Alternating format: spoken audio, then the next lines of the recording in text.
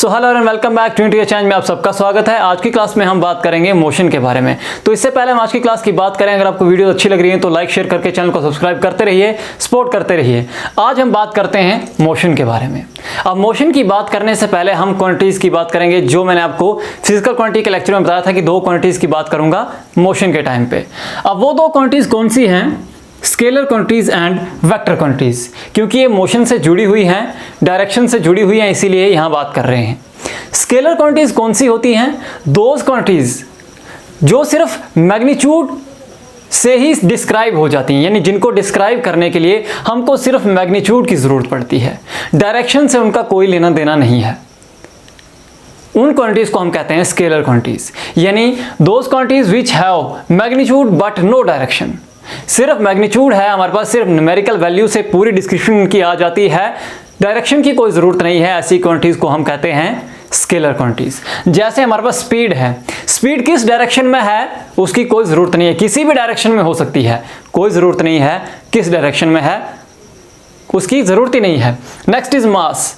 मास में भी हमको डायरेक्शन की कोई ज़रूरत नहीं पड़ती है, वॉल्यूम में भी डायरेक्शन की कोई ज़रूरत नहीं है, लेंथ में भी डायरेक्शन की कोई ज़रूरत नहीं है, किसी भी डायरेक्शन में हो सकती है। यानी ऐसी क्वांटिटीज़ जिनके लिए हमको सिर्फ मैग्नीट्यूड की ज़रूरत है, जिनको कंप्लीट डिस्क्राइब करने के लिए डायरेक्शन की कोई ज़रूरत नहीं है, ऐसी क्वांटिटीज़ को हम कहते हैं स्केलर क्वांटिटीज़।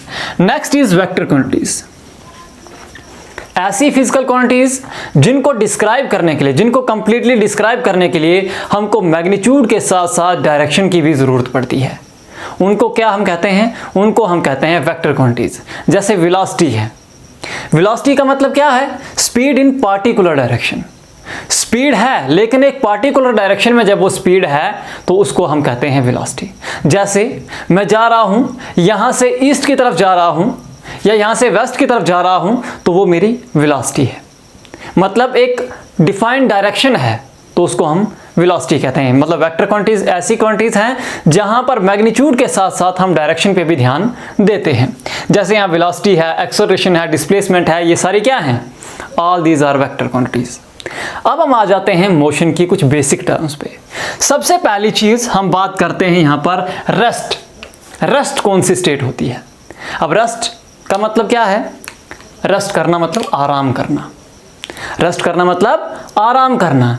ऐसी स्टेट जहां पर एक ऑब्जेक्ट टाइम के साथ अपनी पोजीशन चेंज नहीं करता है, उस स्टेट को हम कहते हैं रेस्ट। यहां पर भी यही चीज लिखी हुई है, When an object does not change its position with time, it is said to be in rest।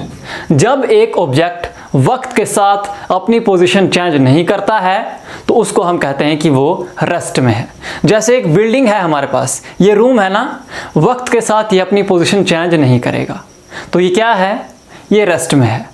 जैसे हमारे पास रोड है, वक्त के साथ रोड अपनी पोजीशन चेंज नहीं करेगी तो रोड क्या है? रोड रेस्ट में है। जैसे हमारे पास टेबल पर कोई किताब पड़ी हुई है, काफ़ी टाइम से पड़ी हुई है, पोजीशन चेंज नहीं करेगी वो जब तक हम उसको हिलाएंगे नहीं, तो वो क्या है? वो रेस्ट में है। तो ऐसी चीज़ें जो वक्त के साथ अपनी पोजीशन चेंज नहीं करती हैं, ऐसी स्टेट को हम कहते हैं रेस्ट। Next is motion. अब मोशन क्या है?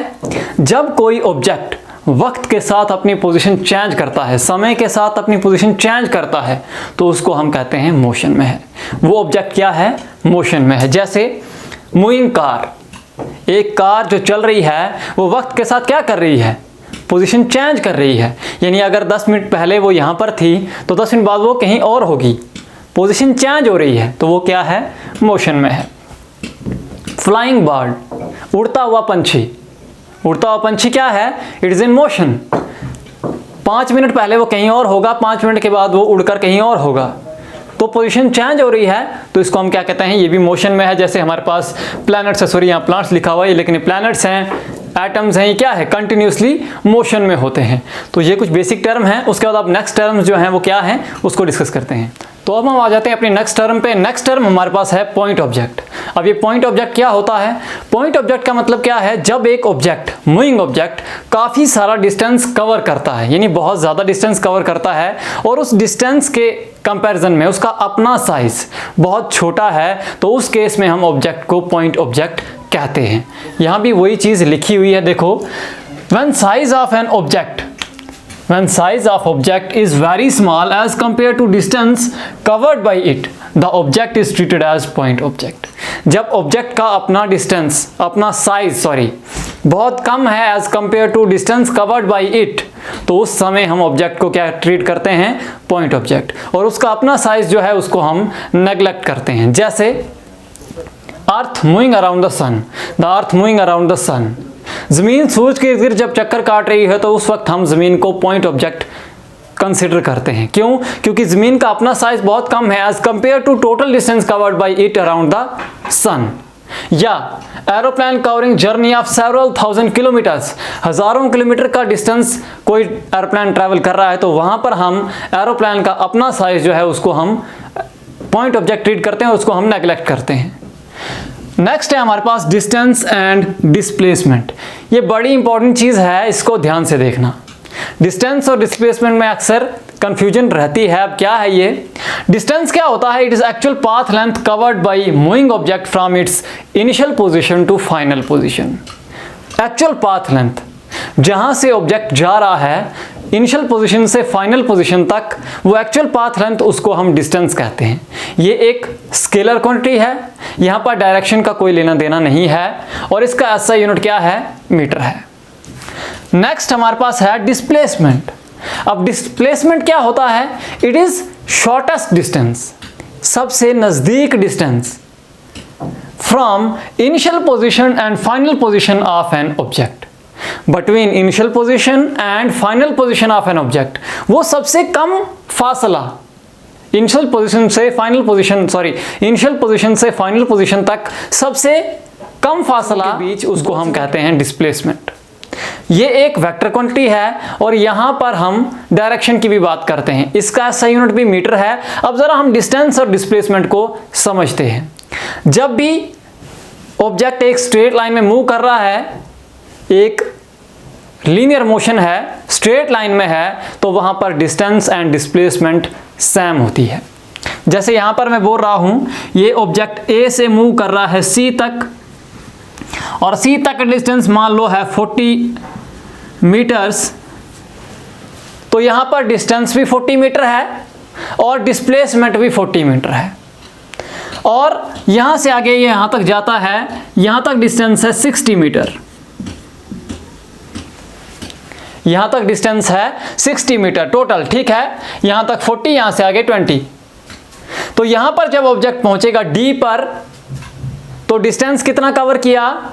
60। डिस्प्लेसमेंट कितनी है? 60, ठीक है, बराबर है। जब एक ही डायरेक्शन में जा रहा है ऑब्जेक्ट, स्ट्रेट लाइन में मूव कर रहा है और एक ही डायरेक्शन में जा रहा है, डायरेक्शन चेंज नहीं कर रहा है, तो वहां पर क्या होता है? डिस्टेंस एंड डिस्प्लेसमेंट सेम रहता है। लेकिन अगर डायरेक्शन बदल जाती है तो ये वेरिएशन इसमें आ जाती है, डिस्टेंस एंड डिस्प्लेसमेंट में वेरिएशन आ जाती है अगर डायरेक्शन ऑब्जेक्ट ने चेंज की। जैसे यहां पर देख लो, अब ऑब्जेक्ट सपोज करो यहां से वापस आ गया है सी पर, डी तक गया, डी से वापस आया सी पर। अब जब ऑब्जेक्ट सी पर पहुंचा तो यहां पर इसका डिस्टेंस कितना होगा? डिस्टेंस होगा 60 plus 20 is equal to 80 metre. मैंने आपको पहले बताया कि ये 40 है, ये 20 है, टोटल कितना है? 60 है। तो यहां पर डिस्टेंस कितना हुआ? 60 वो गया और 20 वापस आया, 80 मीटर हो गया ना। अब डिस्प्लेसमेंट कितना होगा? डिस्प्लेसमेंट यहां पर कितना है? डिस्प्लेसमेंट हमारे पास है 40 मीटर। क्यों? क्योंकि शॉर्टेस्ट डिस्टेंस क्या है? यहां से इनिशियल से फाइनल तक 40 मीटर है, तो ये हो गया डिस्प्लेसमेंट 40 मीटर। अब एक और चीज, डिस्टेंस कभी भी जीरो नहीं हो सकता है और नेगेटिव नहीं हो सकता है, लेकिन डिस्प्लेसमेंट जीरो भी हो सकता है और नेगेटिव भी हो सकता है। अब देखो जीरो कैसे होगा? सपोज ये ऑब्जेक्ट यहां से वापस आकर यहां पर पहुंच गया, ये ऑब्जेक्ट यहां से वापस आकर वापस से ए पर पहुंच गया, तो यहां पर डिस्टेंस कितना है? डिस्टेंस कितना हो गया? 60 प्लस 60 120। लेकिन डिस्प्लेसमेंट कितना है? इनिशियल पोजीशन भी ऑब्जेक्ट की यही थी, फाइनल भी यही है, तो डिस्प्लेसमेंट कितना हो गया? 0 हो गया। अब जब ऑब्जेक्ट यहां की तरफ जाएगा तो क्या हो जाएगा? डिस्प्लेसमेंट नेगेटिव में आना शुरू हो जाएगा। तो डिस्प्लेसमेंट नेगेटिव भी हो सकता है, जीरो भी हो सकता है, लेकिन डिस्टेंस नेगेटिव में नहीं हो सकता है और जीरो भी नहीं हो सकता है। अब यहां पर देख लो, जैसे ये हम दूसरी एग्जांपल की बात करें, जैसे यहां पर हमारा घर है और यहां पर बस स्टैंड है। हमने कहीं जाना है, बस पकड़नी है, यहां पर बस स्टैंड है, यहां पर हमारा घर है। रास्ता कुछ इस तरह से है। अब रास्ता कुछ इस तरह से, मान लो ये रास्ता 500 मीटर है। सपोज हम करते हैं ये कितना है, 500 मीटर है। तो ये 500 मीटर जो है, जो हमने पूरा कवर करना है, ये क्या है, ये डिस्टेंस है। हम पूरा घूम कर जाएंगे इस तरह से। मान लो बीच में रास्ता बनाने के लिए कोई जगह नहीं है, कुछ पहाड़ी है, कुछ पत्थर हैं, या कुछ इस तरह से ऐसा सरफेस नहीं है कि यहाँ से रास्ता हो, तो हमें घूम कर जाना है। तो ये पूरा पाथ जो हम चलकर कवर करेंगे, इसको हम क्या कहते हैं, इसको हम डिस्टेंस कहते हैं।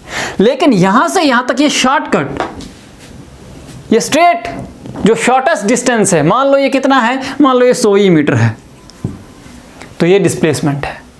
ठीक है, तो ये हो गया डिस्टेंस एंड डिस्प्लेसमेंट के बारे में। आज की क्लास में इतना ही, लेकिन जाने से पहले वीडियो को लाइक करें, कमेंट करें और शेयर करें, ताकि वीडियो औरों तक भी पहुंच पाए। अगर आपको वीडियो अच्छी लग रही है हमारे चैनल की, ट्रिनिटी एक्सचेंज की, तो आप वीडियोस को शेयर कीजिए, चैनल को शेयर कीजिए, ताकि ये चैनल औरों तक भी पहुंच पाए। फिलहाल अभी के लिए इतना ही, फिर मिलता हूँ एक नई वीडियो में।